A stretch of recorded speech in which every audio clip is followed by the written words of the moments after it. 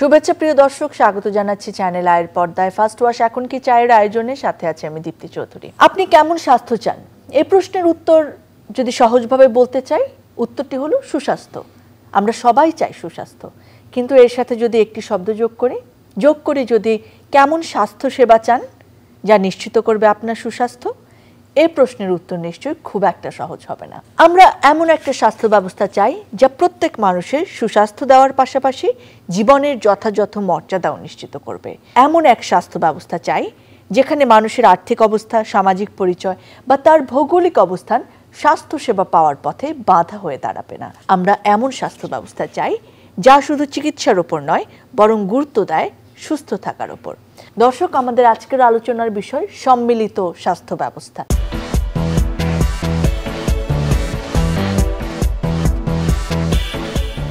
এ বিষয়ে কথা বলার জন্য আজকে আমাদের সঙ্গে দুজন অতিথি উপস্থিত রয়েছেন ডাক্তার সোহরাব হোসেন, নির্বাহী পরিচালক সিআরপি। আমাদের সঙ্গে রয়েছেন ডাক্তার জহিরুল ইসলাম শাকিল, কোষাধ্যক্ষ ড্যাব। আপনাদের দুজনকে স্বাগত জানাচ্ছি, অনেক ধন্যবাদ আমাদের সময় দেওয়ার জন্য। ধন্যবাদ। আমি ডাক্তার সোহরাব হোসেন আপনাকে দিয়ে শুরু করতে চাই। দুটি স্লোগান আমরা শুনি, যে সবার জন্য স্বাস্থ্য এবং স্বাস্থ্যের জন্য সবাই। এই দুটি স্লোগান পরস্পর কিভাবে কানেক্টেড আসলে যদি বলেন আমাদের। সবার জন্য স্বাস্থ্য অথবা স্বাস্থ্যের জন্য সবাই কথাটা আসলে ইন্টারকানেক্টেড। আমরা একটি ছাড়া আরেকটি চলতে পারে না। অর্থাৎ স্বাস্থ্য এতটাই ইম্পর্টেন্ট এবং এর অনেকগুলো অ্যাসপেক্ট আছে স্বাস্থ্যের, যেটা প্রত্যেক মানুষের জন্য প্রয়োজন। এবং স্বাস্থ্য আপনি তো জানেন যে এটা শুধু চিকিৎসা নয়, এটা একটা বড় এরিয়া। যেমন আমরা যদি দেখি স্বাস্থ্যের কিন্তু শারীরিক দিক আছে, মানসিক দিক আছে, স্বাস্থ্যের সামাজিক দিক আছে। তাহলে আমরা যদি চিন্তা করি যে আমি আজকে ভালো আছি, বাট আমি আরও ভালো থাকতে চাই, এটা প্রমোটিভ হেলথ। আমি যদি চিন্তা করি কোনো রোগ বা ডিজিজ বা ইনজুরি যাতে না হয়, সেটাকে আমি প্রতিরোধ করতে চাই, এটাকে প্রিভেন্টিভ হেলথ বলে। আমি যদি চিন্তা করি যে আচ্ছা একটা ডিজিজ হয়ে গিয়েছে, পুনর্বাসন করা প্রয়োজন, এটাকে রিহ্যাবিলিটেশন হেলথ বলে। এবং ট্রিটমেন্ট তো আছেই। তো এই প্রত্যেকটা বিষয় যাতে একজন নাগরিক হিসাবে সে যে ধর্মের, যে বর্ণের, যে আর্থিক অবস্থারই হোক না কেন, সে যেন সমান অধিকার নিয়ে পেতে পারে, আমি মনে করি সেটাই সবার জন্য স্বাস্থ্য অথবা স্বাস্থ্যের জন্য সবাই। আমি জনাব শাকিল আপনার কাছে আসতে চাচ্ছি এবারে। বাংলাদেশে বিভিন্ন রাজনৈতিক ব্যবস্থা বিভিন্ন সময় সবসময় আমরা দেখি যে স্বাস্থ্য খাতটা অনেকখানি উপেক্ষিত। আমরা যদি আমাদের বাজেটের বেলায় দেখি, সেটা মনে হয় অনেকখানি পরিষ্কার হয়ে আসে। পুরো বিশ্বে স্বাস্থ্যের জন্য জনপ্রতি খরচের দিক থেকে বাংলাদেশের অবস্থান 165তম, যেটা আসলে নিশ্চয়ই আমাদের জন্য কারোর জন্য সুখকর না। আর স্বাস্থ্যের জন্য এই খরচের বেশিরভাগ মেটাতে হয় জনগণের পকেট থেকে, এবং এই সূচকে আমাদের অবস্থান আসলে আরও পেছনে, যেহেতু বাংলাদেশের বেশিরভাগ মানুষই আসলে নিম্ন আয়ের মানুষ। সেই নাম্বারটি আসলে 182 নাম্বারে। সো এই চিত্রটি আসলে আমাদের বলে দেয় আমরা স্বাস্থ্যসেবার দিক থেকে কোন জায়গায় আছি। সো সবার জন্য স্বাস্থ্য বা স্বাস্থ্যের জন্য সবাই, এই স্লোগান কার্যত কতটুকু ফলপ্রসূ হয়েছে আমাদের দেশে? আমাদের এখানে যেটা সবচেয়ে সমস্যা, সরকার এই সেক্টরে অনেক কম বাজেট দিয়ে থাকে। গত সরকার সেটাকে অনেকটা প্রাইভেটাইজেশন অথবা এনজিও নির্ভর তারা করতে চেষ্টা করেছে, অনেক ক্ষেত্রে সেটা করেছে। আর আমাদের যেই স্বাস্থ্য সেক্টরের যে বাজেট, জনপ্রতি বাজেট অনেক অপ্রতুল, এটা বাড়ানো অবশ্যই দরকার। আর বাংলাদেশের জনসংখ্যার তুলনায় যে বাজেট, সেই বাজেটের তুলনায় আমাদের যে ইনফ্রাস্ট্রাকচার, স্বাস্থ্য ব্যবস্থা, যন্ত্রপাতি, তারপর ওষুধ, সেটা গভর্নমেন্টের পক্ষে অনেক সময় সম্ভব হয় না। আমাদের দেশে যেটা আরেকটা আমাদের দেশে যেটা উন্নত বিশ্বের মতন ইন্স্যুরেন্সের ব্যবস্থা নেই, যার জন্য একা গভর্নমেন্টের পক্ষেও সম্ভব না। আর আমাদের আরেকটা যেটা, সেটা হলো আমাদের ম্যান পাওয়ার। আমাদের স্বাস্থ্য সেক্টরে যে এখন ম্যান পাওয়ার আছে, সেই তুলনায় অনেক ঘাটতি আছে, যার জন্য আমাদের স্বাস্থ্য সেবাটা ঠিকমতো এখনও প্রান্তিক পর্যায়ে ঠিকমতো এখনও দেওয়া যাচ্ছে না। আমাদের তৃণমূল পর্যায়ে স্বাস্থ্য, ইউনিয়ন পর্যায়ে, থানা পর্যায়ে, তারপর আমাদের যে টার্সিয়ারি লেভেল হসপিটালগুলোতে যে ইনস্ট্রুমেন্ট এবং জনবলের যে ঘাটতি, যার জন্য আমাদের সমন্বিতভাবে আমরা স্বাস্থ্য সেবাটা দিতে পারতেছি না, যার জন্য আমরা আরও পিছিয়ে যাচ্ছি। তার তুলনায় এখন যে প্রাইভেট সেক্টরে যে স্বাস্থ্য খাতটা উন্নত হচ্ছে, সেখানে তারা যতটুকু জনবল দরকার ততটুকু দিয়েই তারা উন্নত সেবা দেওয়ার চেষ্টা করতেছে। আমরা যেহেতু গভর্নমেন্ট সেক্টরে আমাদের এখনও ওইভাবে গড়ে ওঠে নেই স্বাস্থ্য, যার জন্য প্রাইভেট সেক্টরে এখন উন্নতি হচ্ছে। এটার একটা সমন্বয় দরকার। যদি সমন্বয় দেয় তাহলে অবশ্যই বাংলাদেশে ভালো একটা স্বাস্থ্য ব্যবস্থা আছে, সেটা আরও উন্নত হবে। স্বাস্থ্যসেবা তো আসলে মৌলিক, আমরা কেউ এটার বাইরে না। সো বাংলাদেশের সমাজের বিভিন্ন শ্রেণী পেশার মানুষ কি বলছেন সেটা চলুন আমরা দেখে আসি। প্রিয় দর্শক, চলুন দেখে আসি বাংলাদেশের বিভিন্ন শ্রেণী পেশার মানুষ স্বাস্থ্যসেবার মান কেমন চায়, তারা কি বলছেন। সরকারি হাসপাতালগুলো যেটা হয় যে ওই নর্মালি বেড পাওয়া যায় না, অথবা আমি যদি কেবিন নিতে চাই ওখানে যে ওয়ার্ড বয় থাকে ওদের ঘুষ দিয়ে আমার করতে হয়। প্রথম সমস্যা তো যে ডক্টর ঠিকমতো পাওয়া যাচ্ছে না, দীর্ঘ লাইন, অপরিষ্কার। রুগীরা কি করে জায়গায় জায়গায় হাসপাতালে ঘুরে কিন্তু ভালো একটা ট্রিটমেন্ট পায় না। এখানে বলে সিট নাই, এখানে বলে ভোগান্তি। ডাক্তার ঠিকমতো রাখে না, ডাক্তার ঠিকমতো বসে না, ওষুধ নিয়মিত দেওয়া হয় না, ওষুধ দেয় ফ্রি, মানে ধরেন 4টা ওষুধ দিলে 2টা দেয়, 2টা দেয় না। স্বাস্থ্যখাত সিন্ডিকেট, এটা খাদ্যের সিন্ডিকেট শুনছে, কিন্তু স্বাস্থ্যখাতের সিন্ডিকেট এইটা যে পঙ্গু হাসপাতাল, এই ঢাকা মেডিকেল, এগুলোতে গেলে দেখা যাবে। ডাক্তাররা একটু মনে করেন রোগী করে একটু কেয়ার করলে, মানে যারা নার্স আছে ঠিক আছে তারা একটু মনে করেন যে খালি একটু খেয়াল রাখলে হবে। দর্শক, আমরা দেখছিলাম এবং শুনছিলাম যে বাংলাদেশের সমাজের বিভিন্ন শ্রেণী পেশার মানুষ আসলে কেমন স্বাস্থ্যসেবা চান। এবার আবার চলে আসি স্টুডিওতে, আমাদের সঙ্গে এক্সপার্টরা রয়েছেন। ডক্টর সোহরাব হোসেন, আপনাকে দিয়ে আসলে শুরু করতে চাচ্ছি। আমরা বেশ কিছু জায়গা নিয়ে আসলে কথা বললাম যে কোন কোন জায়গায় অপ্রতুল, সেটা মনে হয় একেবারে এক্সপার্ট লেভেল থেকে যে মানুষটি ভুক্তভোগী তারা সবাই জানি যে অনেকগুলো অভিযোগ একেবারে গণ্ডি বাঁধা, যে আমাদের সিটের সংখ্যা কম, আমাদের নার্সদের সেবার আন্তরিকতা কম, হয়তো ডাক্তারদের আন্তরিকতার কমের অভিযোগ পাওয়া যায়, তারা হয়তো প্রাইভেট চেম্বার নিয়ে বেশি উৎসাহী, আমাদের টুলস কম, আমাদের সেবার জন্য যা যা দরকার আমাদের অক্সিজেন থেকে শুরু করে এই জায়গাগুলোর সীমাবদ্ধতা নিয়ে তো আমরা সবসময় কথা বলি। কিন্তু শুধু কি এগুলোই আমাদের আজকের স্বাস্থ্যসেবার যে নিম্নমান সেটার জন্য দায়ী, নাকি আরও অনেক কিছু রয়েছে যেগুলো আসলে এই অবস্থার কারণ হিসেবে কাজ করে? আসলে দেখেন যে বাংলাদেশ স্বাধীনতার 50 বছর পর আমাদের স্বাস্থ্যসেবাটা কি পর্যায়ে আসে, হয়তো একটা স্ট্রাকচার আমরা তৈরি করতে পেরেছি, কিন্তু গত 15-20 বছর যদি তাকান খুব বেশি তেমন কিন্তু ডেভেলপমেন্ট হয়নি। হয়তো কিছু এক্সপান্ড হয়েছে, হয়তো কিছু ইকুইপমেন্ট অ্যাড হয়েছে, বাট যদি মডেল অফ কেয়ার বলেন, আমরা যদি প্রতিবেশী রাষ্ট্রের দিকে তাকাই যে কি মডেল অফ কেয়ার আমরা চাচ্ছি, এই কেয়ারটা মানুষের দোরগোড়ায় পৌঁছাতে হলে তাহলে আগামী 20 বছর পর আমাদের দেশে স্বাস্থ্য ব্যবস্থাটা কেমন হওয়া উচিত, এটা আসলে একক কোনো মতামত, আমার ব্যক্তিগত মতামতে এটা গুরুত্বপূর্ণ স্থান পাওয়া উচিত না। এটা উচিত হলো জনগণের কাছ থেকে সার্ভে করে, গবেষণা করে একটি তথ্য নেওয়া, এভিডেন্স বেসড হওয়া। আপনি দেখেন যে একজন পুরুষ যখন অ্যাক্সিডেন্ট হয়ে দুর্ঘটনার কারণে প্যারালাইজড হয়ে গেল অথবা স্পাইনাল কর্ড ইনজুরি হয়ে গেল, তার পুরো ফ্যামিলিটাই ফিনান্সিয়ালি দুর্বল হয়ে গেল, তার চাকরি নাই, তার কোনো ইনকাম নাই এবং সে ডিপেন্ডেন্ট। সেই ক্ষেত্রে দেখেন যদি ইন্স্যুরেন্সের আওতায় না আনা হয়, আমাদের দেশের মানুষ, এই যে আমরা বলছি সবার জন্য স্বাস্থ্যের জন্য সবাই, এটা কখনোই আসবে না। কারণ সবাইকে উৎসাহিত করতে হবে যে সে যখন চিকিৎসা নেবে তার একটা ইন্স্যুরেন্সের প্রয়োজন, যেটা অন্যান্য দেশে আছে। এবং দেখেন এই ইন্স্যুরেন্সটা কিন্তু থার্ড পার্টি করে, অন্যান্য দেশে থার্ড পার্টি করে যাতে সবাই একটা ইউনিভার্সাল ইন্স্যুরেন্সের আওতায় আসে। হেলথ ইন্স্যুরেন্সের কথা আমি বলছি, এটা একটা। আরেকটা হচ্ছে গরিব এবং ধনী, হ্যাঁ প্রাইভেটে যাবে, এটা উন্নত বিশ্ব আছে, প্রাইভেটে সে যেতে পারে, তার আলাদা যদি আরেকটা ইন্স্যুরেন্স থাকে, তার যদি আর্থিক সামর্থ্য থাকে, দ্যাটস ফাইন। বাট বেসিক যে নিড, আজকে ধরেন একটা গ্রামের একটা মানুষ অসুস্থ হয়ে গেল, সে উপজেলা হেলথ কমপ্লেক্সে যাবে, সেখানে গিয়ে যেন সে সেবাটা পায়। আর যে পয়েন্টটা আপনি স্পেসিফিক্যালি বললেন যে শুধুই কি ইকুইপমেন্টস বা অন্যান্য যে এক্সকিউজ আমরা দেখছি গাফিলতি, সেটাই আমি মনে করি না।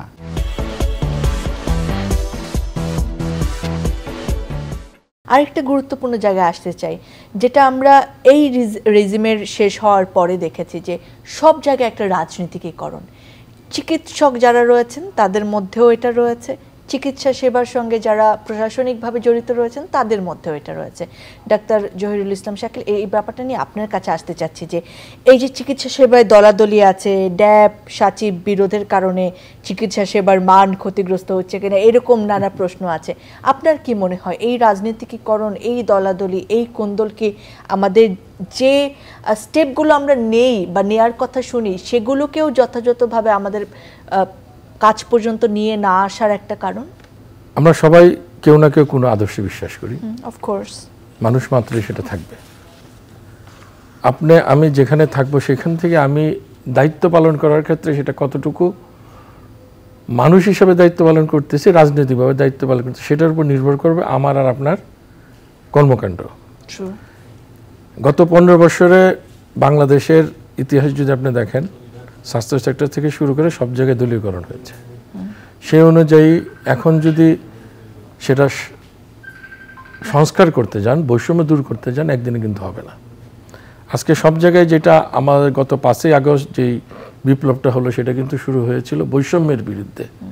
বাংলাদেশের জনগণ এবং আমাদের বিশেষ করে আমাদের সন্তানরা যে বৈষম্যের শিকার হয়েছে, সেটার বিরুদ্ধে কিন্তু আন্দোলন করতে চেয়ে শেষ পর্যন্ত একটি রেজিমকে চেঞ্জ হতে হয়েছে এবং দেশ ছেড়ে পালাতে হয়েছে। সেখানে রাজনীতি থাকবে, সেখানে সংস্কার থাকবে, সেখানে পরিবর্তন থাকবে। তবে সেই পরিবর্তনটা অবশ্যই হতে হবে মেধার ভিত্তিতে। যদি অতীতে যদি মেধার মূল্যায়ন করা হতো, তাহলে আজকে এই অবস্থা বাংলাদেশের হতো না। স্বাস্থ্য সেক্টরে গত 15 বছরে কোনো মেধার মূল্যায়ন হয়নি। প্রমোশন থেকে শুরু করে পোস্ট গ্রাজুয়েশন ডিগ্রি, পোস্টিং, কোনো জায়গায় কোনো মেধার মূল্যায়নের রাজনৈতিক বিবেচনায় সেই মূল্যায়নগুলো হয়েছে, যেটা হওয়া উচিত ছিল না। এবং এখানে না শুধু ওই ব্যক্তি ক্ষতিগ্রস্ত হন না, যে আমরা যারা চিকিৎসা নিতে যাই তারাও ক্ষতিগ্রস্ত হন। আমি যেখানে যাব না কেন, আমি কিন্তু চিকিৎসাই দেব। আমি ঢাকায় থাকি, অত ঢাকার বাইরে চিকিৎসাই দেব। সেটার জন্য আমাকে একটি পরিবেশ দিতে হবে, আমার নিরাপত্তা দিতে হবে এবং কাজের মূল্যায়ন করতে হবে। আজকে আমাকে যদি তিরস্কার করা হয়, সাথে সাথে আমি যদি ভালো কাজ করি, সেটা আমাকে মূল্যায়ন করতে হবে।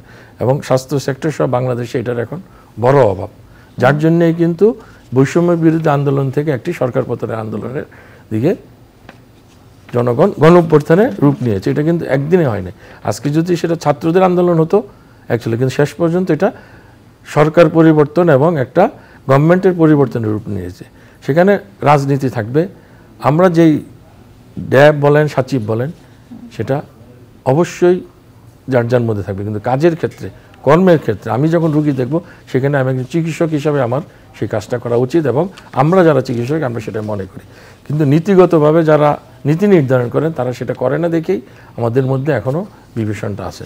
কিন্তু আপনি একটা জিনিস খেয়াল করবেন, তারপরেও বাংলাদেশের চিকিৎসক সমাজ, বর্তমান চিকিৎসক সমাজ যারা আছে, এই পট পরিবর্তনের পরে কিন্তু বাংলাদেশের স্বাস্থ্য সেক্টরে খুব একটা অস্থিতিশীল হয়নি, যেটা হওয়া উচিত ছিল। এটা সবার জন্য আন্তরিকতার জন্য হয়েছে এবং আমি মনে করি আগামী দিনেও আমাদের সবাইকে সহনশীলতা, সহাবস্থানের মধ্যে আমাদের রাজনৈতিক যার যার কাছে থাকবে, কিন্তু কর্মক্ষেত্রে অবশ্যই আমাদের মেধা, আমাদের যোগ্যতা এবং কাজের পরিবেশের মাধ্যমে আমাদের সেটা জনগণের সেবায় যেন আমরা নিয়োজিত করতে পারি, সেই দিকে আমাদের নজর দিত এবং বর্তমান সরকার সেটা করবেন বলে আশা করি। এবং আগামী দিনেও যেই সরকারে আসুক না কেন, সেই দিকে যদি মনোনিবেশ করে, তাহলে এই ডিভিশনগুলো থাকবে না। ডক্টর সোহরাব হোসেন, আপনার কাছে আসতে যাচ্ছি। আমরা তো একটা কি বলবো, উন্নয়নশীল দেশ এবং উদীয়মান অর্থনীতির দেশ। সেখানে গবেষণা আসলে বলে যে স্বাস্থ্য খাতে $1 বিনিয়োগ করলে একটি দেশের $280 মুনাফা হয়। এই যখন অবস্থা, তখন আমরা আসলে বিষয়টাকে কতটা গুরুত্ব দিয়ে দেখেছি এতদিন। সময় বদলে যায়, কিন্তু সৌন্দর্যের সংজ্ঞা বদলায় না। রূপ বদলে যায়, কিন্তু আভিজাত্যের মানে একই থেকে যায়। ঐতিহ্য যখন আপন করে নেয় আধুনিকতাকে, তখন সৌন্দর্য ঠিকই খুঁজে নেয় স্যান্ডেলিনাকে। স্মরণের ছয় তোমার উপমায় বদলে দিলে যে আমার। স্যান্ডেলিনা সো, রূপচর্চায় আভিজাত্য। আমরা আসলে স্বাস্থ্য খাতে যে ইনভেস্টমেন্টটা, এটা কি গবেষণা করে অত গুরুত্ব দিয়ে হয়তো বা দেখিনি। সুপারফিশিয়ালি আমরা যেমন বাজেটের কথা যদি চিন্তা করেন, হ্যাঁ আমরা স্বাস্থ্য খাতে একটা বাজেট থাকে 5%, 6%, হোয়াটএভার। কিন্তু যেহেতু একটু আগে আমি বলতেছিলাম, প্রতিবেশী দেশের দিকে তাকালে অনেক দেশে কিন্তু স্বাস্থ্য নিয়ে গবেষণা হচ্ছে। এই গবেষণা করে যে ইনভেস্টমেন্ট করলে যে রিটার্নটা আসে, এটা সত্য। আমি একটা উদাহরণ দিই আপনাকে। অনেকেই আগে ধারণা করতো একজন মানুষ যখন অ্যাক্সিডেন্ট হয়ে প্যারালাইসিস হয়, সে আর কর্মক্ষম হতে পারবে না। কিন্তু তাকে যখন পুনর্বাসন করে physiotherapy, occupational therapy, speech therapy, medical service দিয়ে তাকে ইন্ডিপেন্ডেন্ট করা হয়, সে এখন বাংলাদেশের কথাই বলছি, সে এখন এন্টারপ্রেনার হিসাবে কাজ করছে হুইল চেয়ার নিয়ে। সে এখন এন্টারপ্রেনার হিসাবে কাজ করছে, বিজনেস করছে, সে তার ফ্যামিলির জন্য ইনকাম করছে, দেশের জিডিপির জন্য ইনকাম করছে। তাহলে ইনভেস্ট ইজ ভেরি ইম্পর্টেন্ট। তাকে পুনর্বাসনে ইনভেস্ট করাতে এটা সম্ভব হয়েছে, বাট এই ইনভেস্টমেন্টের জন্য কিন্তু আপনার কয়েক লক্ষ টাকা প্রয়োজন হয়, কিন্তু সেই টাকাটা, সেই ইন্স্যুরেন্সটা তো আমাদেরকেই কভার করতে হবে।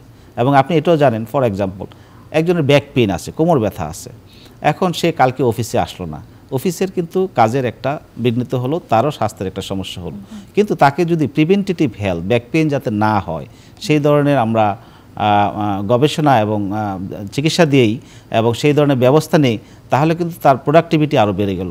তাহলে ইনভেস্টমেন্ট অবশ্যই ইম্পর্টেন্ট, এবং স্বাস্থ্য খাতে ইনভেস্টমেন্ট করলে তার অনেক গুণ বেশি রিটার্ন আসবে। এই নিয়ে আমাদের আরও কাজ করা প্রয়োজন। অনেক ধন্যবাদ।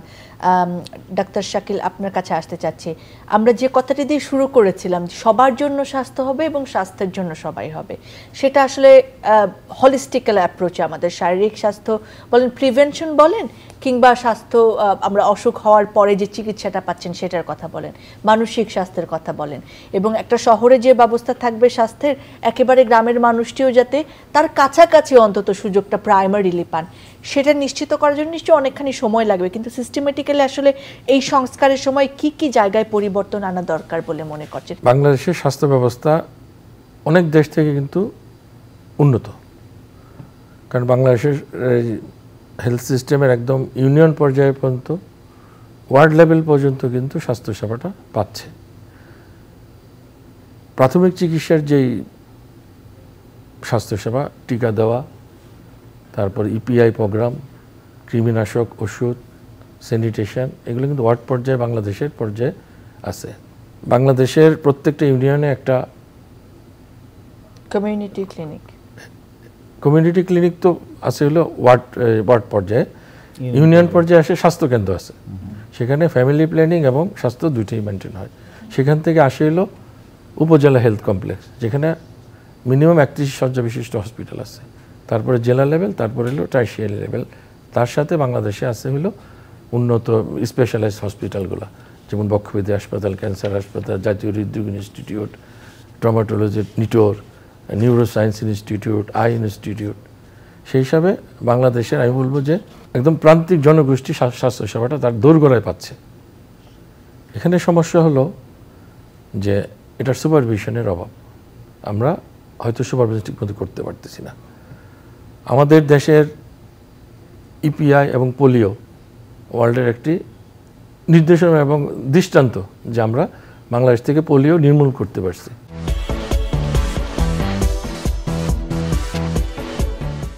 এটা কিন্তু সম্ভব হয়েছে এই স্ট্রাকচারের জন্য। এখানে এখন যেটা করতে হবে, আপনার প্রান্তিক জনগোষ্ঠীর থেকে আপনার রেফারেল সিস্টেম অবশ্যই করতে হবে। আজকে যে রোগীটা থানা পর্যায়ে চিকিৎসা পায়, সেই রোগীটা ঢাকায় চলে আসতেছে, আমাদের সেখানে অবশ্যই রেফারেল সিস্টেমের ব্যবস্থা করতে হবে। আমাদের ইউনিয়ন পর্যায়ে যে হেলথ সেন্টারগুলো আছে, সেটাকে চিকিৎসকের পাশাপাশি আমাদের সাপোর্টিং যে স্টাফগুলো সেখানে দিতে হবে, এবং সেখানে আপনার প্রাথমিক চিকিৎসা পাওয়ার মতন যন্ত্রপাতি এবং ব্যবস্থা রাখতে হবে। থানা লেভেলে আরও একটু উন্নত যে ব্যবস্থা রয়েছে সেগুলোকে, যাতে জনবল যা আছে সেটাকে কার্যকরী ভূমিকায় রাখতে হবে। বাংলাদেশের প্রত্যেকটা থানা হেলথ কমপ্লেক্সে কিন্তু সার্জারি, মেডিসিন, গাইনি, শিশু কনসালটেন্ট আছে, কিন্তু সেখানে কাজের পরিবেশ নেই। তারা যে কাজ করবে, সেই মেধাটা যে কাজে লাগাবে, সেই পরিবেশ নেই। একজন চিকিৎসক যখন যাবে, তার সেখানে থাকা, খাওয়া এবং নিরাপত্তার ব্যবস্থা করতে হবে, নতুবা আমি তার কাছ থেকে, চিকিৎসকের কাছ থেকে তার সেবার আউটপুটটা আমরা পাবো না, এবং যা বাংলাদেশে এখন ঘটছে। কেউ যেতে চায় না গ্রামে ট্রান্সফার। হ্যাঁ, আপনি যেটা বললেন যে থাকে না, সেটারও কারণ খুঁজে বের করতে হবে। যে ছেলেটা প্রথম পাশ করে গ্রামে যাবে, তাকে অবশ্যই ইনসেন্টিভ দিতে হবে। তাকে কতদিন গ্রামে থাকবে সেটারও একটা নীতিমালা থাকতে হবে। সেখান থেকে আসার পর সে কোথায় আসবে সেটারও একটা নীতিমালা থাকতে হবে। পোস্ট গ্রাজুয়েশনে যারা গ্রামে থাকবে, তাদের একটা অবশ্যই তার একটা পার্সেন্টেজ অফ অ্যাডমিশনের সুযোগ দিতে হবে, নতুবা একজন ছেলে যখন যাবে, একজন নবীন চিকিৎসক যখন গ্রামে যাবে, কোন আশায় যাবে? শুধু চাকরি করার জন্য যাবে? অনেক চিকিৎসক সবসময় শহরে থাকে, সেটার একটা নীতিমালা করতে হবে। শহরে তো কতদিন থাকলে গ্রামে কতদিন থাকবে, সেটার নীতিমালা থাকতে হবে। আর সবচেয়ে বড় কথা হলো আমাদের আগামী দিনের ভবিষ্যতে আমাদের টার্গেট ফিক্সড করতে হবে। এখনও দুঃখের সঙ্গে বলতে হয় বাংলাদেশে এখনও পূর্ণাঙ্গ স্বাস্থ্য ব্যবস্থা নেই, পূর্ণাঙ্গ স্বাস্থ্য নীতি নেই, পূর্ণাঙ্গ ওষুধ নীতি নেই, পূর্ণাঙ্গ আপনার প্রিভেন্টিভ সাইডের যে নীতিমালা সেটা এখনও এস্টাবলিশড হয়নি। আমাদের টার্গেট কি? সারা বিশ্বে যেভাবে স্বাস্থ্য সেক্টর এগিয়ে যাচ্ছে, বাংলাদেশ এইভাবে আগাচ্ছে না। কারণ আমাদের আগামী 10 বছরে স্বাস্থ্য সেক্টর কোন জায়গায় যাবে সেই জায়গায় আমাদের এখনও আমরা টার্গেট ফিক্সড করতে পারিনি। আপনি অনেক আশার কথা বললেন, আসলে আমরা অনেকখানি এগিয়েছে, কিন্তু সেগুলোর মধ্যেও যে ফাঁক ফোকর আছে, সেই যে দুর্নীতি, সেই যে অনিয়ম, সেই যে কথাটা বলতে যাচ্ছিলাম যে আবার সাথে আমাদের সারা সব সেক্টরের মতন হেলথ সেক্টরে দুর্নীতি বন্ধ করতে হবে। একদমই তাই। এবং আমরা যে বিগত সময়ে যা জেনেছি যে বিপুল পরিমাণ অঙ্কের টাকা পাচার হয়েছে, এখান থেকে আসলে লুট হয়েছে, সেটি তো আসলে ভয়াবহ। মানে প্রতিটি রোগীর চিকিৎসার টাকা নিয়ে গেছে, এই জায়গাটি তো আসলে ভেরি সেন্সিটিভ ইস্যু। সো এই দুর্নীতির পর ভুল চিকিৎসার আমরা খবর পাই, ওষুধ ফ্যাক্টরিতে আমরা ভুয়া ওষুধ, মেয়াদোত্তীর্ণ ওষুধ বিক্রির জায়গা পাই। সেই সব কিছু তো ভেরি কানেক্টেড আমাদের স্বাস্থ্যসেবার জায়গায়। এই সব কিছু দূর করে কিভাবে একটা স্বাস্থ্যসেবা আমরা করতে পারি যেটাতে আসলে সকল মানুষের সমান অধিকার থাকবে। খুব বড় এরিয়া, তারপর ছোট করে যদি অ্যাড করেন। ডাক্তার শাকিল অনেক কিছু বললেন, ডক্টর সরওয়ার হোসেন আপনি? ডক্টর শাকিল ভাই অনেক সুন্দর করে বলেছেন, তারপর আমি কিছু বিষয় আরেকটু অ্যাড করি ওনার সঙ্গে। এই বিষয়ে অনেক সুপারিশে আসতে পারে, যেমন সংস্কার কমিটি যারা এখন আছেন তাদের কাছে আমাদের অনেক আশা, জনগণের অনেক আশা যে তারা স্বাস্থ্য ব্যবস্থাটাকে একটা সুন্দর মডেল নিয়ে আসবে। ইনক্লুসিভ হেলথ, যেটা আমরা আজকে আলোচনা, যে সবার জন্য স্বাস্থ্য, সেক্ষেত্রে প্রতিবন্ধী, অপ্রতিবন্ধী অথবা যে যেরকমই হোক না কেন, যার যেরকম ফিজিক্যাল চ্যালেঞ্জই থাকুক না কেন, সে যেন এই স্কিমের আওতায়, হেলথ ইন্স্যুরেন্সের আওতায় আসতে পারে। এই জন্য জনগণকে উৎসাহিত করা, জনগণ যেন পার্টিসিপেট করে। ডক্টর সরওয়ার হোসেন, একটা জায়গায় একটু প্রশ্ন করতে চাই, হয়তো বোকা বোকা প্রশ্ন হবে, কিন্তু অনেক সাধারণ মানুষ নিশ্চয়ই আমার মতো তাদের মনে প্রশ্ন আছে। বেসরকারি সেক্টরটা নিয়ে যদি বলি, একজন আমাদের তো সরকারি মেডিকেলের সংখ্যা আসলে খুবই অপ্রতুল। আমাদের যত ডাক্তার প্রয়োজন সেটা তো আসলে সরকারি মেডিকেল থেকে পড়ে ওই সংখ্যক ডাক্তার আমরা পেতে পারবো না। সো একটা নির্দিষ্ট সংখ্যক প্রাইভেট মেডিকেল আসলে তৈরি হয়েছে। সেখানে পড়াশোনার যে একটা হিউজ খরচ, সেটা কতটা আসলে যৌক্তিক? কারণ আমরা দেখেছি একটা প্রাইভেট মেডিকেল থেকে যদি 30-40 লাখ টাকা দিয়ে একজন ডাক্তার যখন বের হন, তার কিন্তু 25-26 বছর তার বের হয়ে আসতে লাগছে একজন ডক্টরের। সেই ইয়াং ডাক্তার কিন্তু একটা ছটফটানির মধ্যে থাকেন, তাকে টাকা রোজগার করতে হবে, সে সরকারি চাকরি নাও পেতে পারে, সেই স্পেশাল বিসিএস কত বছর পর পর আসে আসলে, তাকে আবার সেই হয়তো নর্মাল বিসিএসের জন্য সেই 9-10-এর বইই পড়তে হচ্ছে।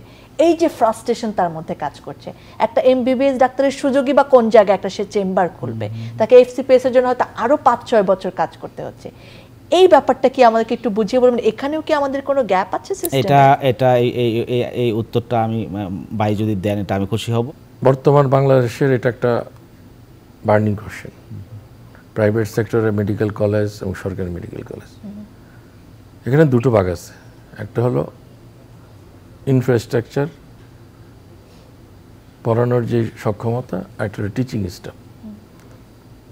প্রত্যেকটা মেডিকেল কলেজ, সরকারি মেডিকেল এবং প্রাইভেট মেডিকেল, সব জায়গায় কিন্তু শিক্ষক স্বল্পতা এখনও আছে বাংলাদেশে। এটার জন্যে আমাদের আগের যে গভর্নমেন্টগুলো ছিল, আমি বলবো যে তারা দায়ী। বাংলাদেশের বর্তমান আর্থসামাজিক অবস্থায় 113টা সরকারি এবং বেসরকারি মেডিকেল কলেজ আছে, তার মধ্যে 39টা সরকারি, বাকিগুলো বেসরকারি মেডিকেল কলেজ। আমরা আমাদের সন্তানদের যে মেডিকেল কলেজ পড়াচ্ছি, সেই মেডিকেল কলেজগুলোকে মানসম্মত কিনা সেটাও একটা প্রশ্ন আছে। আর সবচেয়ে বড় কথা যেটা হলো ভর্তি হওয়ার সময় যে টাকাটা, আমি মনে করি সেটা অবশ্যই কমানো উচিত। যখন হাই কস্টে কোনো কিছু অর্জন করা হয়, সেটা রিটার্নও কিন্তু সেরকমই আশা করে। আজকে একজন মেডিকেল স্টুডেন্ট প্রাইভেটে বের হতে প্রায় 40 লাখ টাকার মতো পড়ে 5 বছরে। আপনি যেটা বললেন, পাশ করার পরে তার একটা হারিনেস থাকবে ইনকাম করার, এটা অবশ্যই তার মেধার মননের ক্ষেত্রে, তার সার্ভিসের ক্ষেত্রে অবশ্যই হ্যাম্পার হবে। চাকরির ক্ষেত্রে, তার চিকিৎসা দেওয়ার ক্ষেত্রে অবশ্যই তার হারিনেস হবে। যদি সেটা কমানো হয় তাহলে অবশ্যই তার সেই বাটটা থাকবে না, তার দায়িত্ববোধটা থাকবে না। তখন সে যে চিকিৎসা যেটা মানবতার জন্য সে শিখেছে, তখন সে কাজ করার জন্য তার উৎসাহ হবে, তার তখন আর্থিক থেকে তার মানবতার দিকটাই আসবে। এবং আমি আমার ব্যক্তিগত জীবনে দেখেছি যারা প্রাইভেট পাস করছে এবং যারা গভর্নমেন্ট থেকে পাস করছে তাদের অনেকটা মন মানসিকতা কিন্তু ডিফারেন্স থাকে। ভাই অনেক সুন্দর বলেছেন। শুধু মূল্যবোধের কিছু আলোচনা, এই যে ছাত্র সে প্রাইভেট মেডিকেল হোক এবং গভর্নমেন্ট হোক, মূল্যবোধের চর্চাটা রাখতে হবে ছাত্র জীবন থেকে। অন্তত এই পেশার জন্য সেটা মনে হয় একেবারেই মূল জায়গাটি ধারণ করে থাকে। অনেক কৃতজ্ঞতা সময় দেওয়ার জন্য। সারাদিন ল্যাপটপ, ফোন আর অফিসের কাজ। আমি চললাম, তুমি থাকো তোমার কাজ নিয়ে। হয়তো তোমারই জন্য হয়েছি যে প্রেমে বন্য। আমাদের মধ্যে এখনো প্রেম আছে, জানি তুমি অনন্য, তাই শুধু তোমাকেই চাই। জীবনের প্রতিটি মুহূর্ত হয়ে উঠুক স্পেশাল। ত্বকের যত্নে রোজ অয়েল এক্সট্রাক্ট এবং ময়শ্চারাইজার সমৃদ্ধ তিব্বত পমেন্ট। ধন্যবাদ জানাচ্ছি প্রিয় দর্শক, আপনারা যারা সঙ্গে ছিলেন। স্বাস্থ্যখাত তখনই তার প্রাপ্য পাবে যখন স্বাস্থ্য আমাদের জাতীয় ও স্থানীয় রাজনীতির অন্যতম প্রধান বিষয় হয়ে উঠবে। স্বাস্থ্য ব্যবস্থা তখনই মাথা তুলে দাঁড়াবে যখন সরকারি বেসরকারি সব প্রতিষ্ঠান, সর্বস্তরের জনগণ স্বাস্থ্য উন্নয়নে এগিয়ে আসবে, অংশগ্রহণ করবে। আমাদের মনে রাখতে হবে স্বাস্থ্যসেবা শুধু চিকিৎসা নয়, স্বাস্থ্যসেবা জনগণকে সুস্থ থাকাকে প্রাধান্য দেয়। যখন দেশের রাজনৈতিক দলগুলোর কাছে স্বাস্থ্য একটি গুরুত্বপূর্ণ ইস্যু হয়ে উঠবে, দেশের মানুষের স্বাস্থ্য নিয়ে রাষ্ট্রযন্ত্রের জবাবদিহিতার সংস্কৃতি গড়ে উঠবে, সরকারি বেসরকারি সব প্রতিষ্ঠান ও দল, মত, ধর্ম, বর্ণ নির্বিশেষে জনগণ নিজ নিজ অবস্থান থেকে স্বাস্থ্য উন্নয়নে সচেতন ও মানবিক হয়ে উঠবে, তখনই কেবল আমরা আমাদের স্বপ্নের স্বাস্থ্যসেবা গড়ে তুলতে পারবো এবং সেটি খুব শীঘ্রই আসবে আমাদের কাছে। সেই প্রত্যাশা শেষ করছি আজকের আয়োজন। সকলে ভালো থাকুন, সুস্থ থাকুন, আবার দেখা হবে, আবার কথা হবে।